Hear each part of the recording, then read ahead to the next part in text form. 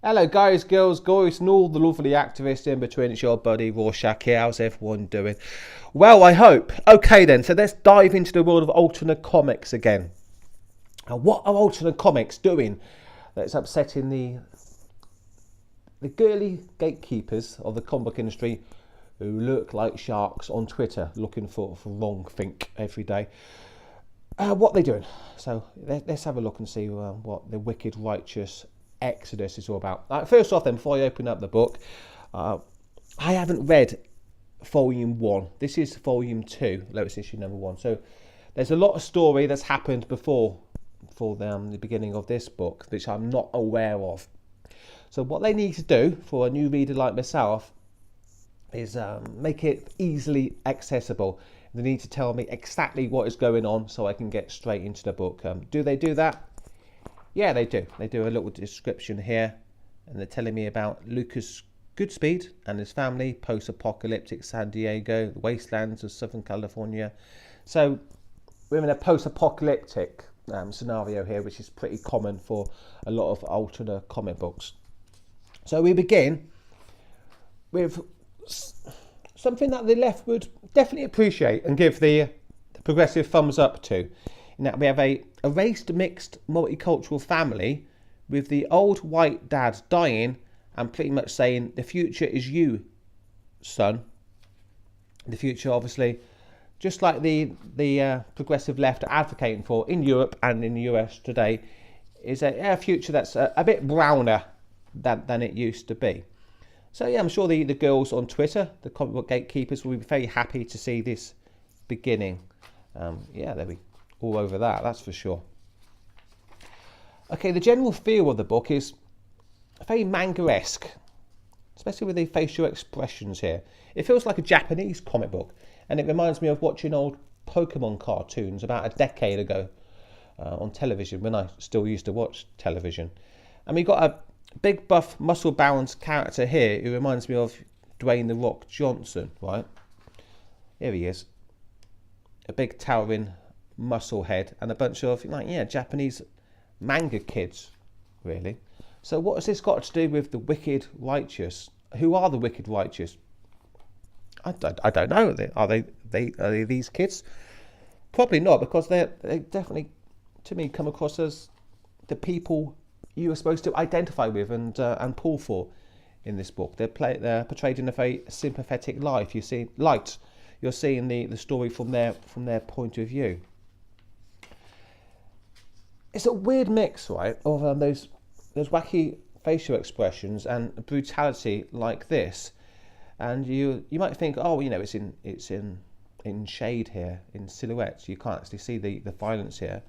So they're saving you. They're saving your delicate sensibilities from the full brutality of it.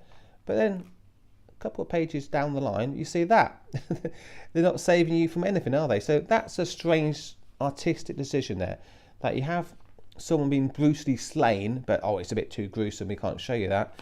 Then they show you that. So what are you going to do? Do you want to go full out brutality, or do you want to do that? It's a strange decision there. That or that, make up your mind. The bad guys in the book, then, you can tell a lot about the ideology of the writer and the artist in identifying who the good guys and who the bad guys are. The good guys then are the Japanese manga kids, and the bad guys are Chinese communists. We've got this guy here with the Jeremy Corbyn commie hat on his head. I know there's a long, brutal history of bad feeling between the Japanese and the Chinese. So this is the kind of bad guy you'd expect in a Japanese comic book today. Even though the writers and the artists don't appear to be Japanese. I don't know if there's any Japanese heritage there. Terry Mayo, Lucas Romero. Yeah, having the Chinese as the bad guys, that's what you'd expect from a Japanese writer and artist. There's another bad guy in the book, though, and the other bad guy is the traditional bad guy of mainstream comics today. He is the white guy. There he is. So he's literally a clown in charge of an island, a Lord of Flies island of children, but he's obviously manipulating the children. And the good guys coming to, beat this evil guy are very diverse indeed. So again, something that the mainstream lefties would be all over, advocating for, as they are in the real world of politics with that young senator called Omar, who's getting himself in trouble today by telling the truth about APAC. So there's nothing in this, and there's a guy from Mortal Kombat there. So there's nothing in this comic book really that would upset the sensibilities of the progressive lefty comic book girly gatekeepers on Twitter. So why are they getting their pissy knickers in a twist and criticising Peter? Why are they swatting him? It's not because of anything that he's doing in The Wicked Righteous, and I've read quite a few other Alterna books, and there's nothing really in Alterna that appeals to identitarians, white nationalists, alt-right people, people on my side of the fence really. So this isn't for me. So why are they upset? Why are the Twitter girls upset? I think they're just upset because he's ignoring them. And you know what it's like, guys, don't you? When there's a girl out there who wants you to pay her attention and you just refuse to. And you're kind of indifferent towards her. Being indifferent towards the ladies is like the worst insult possible.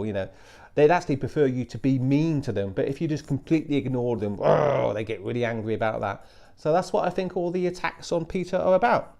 Not because he's actually doing anything in alternate comics which is against their progressive ideology.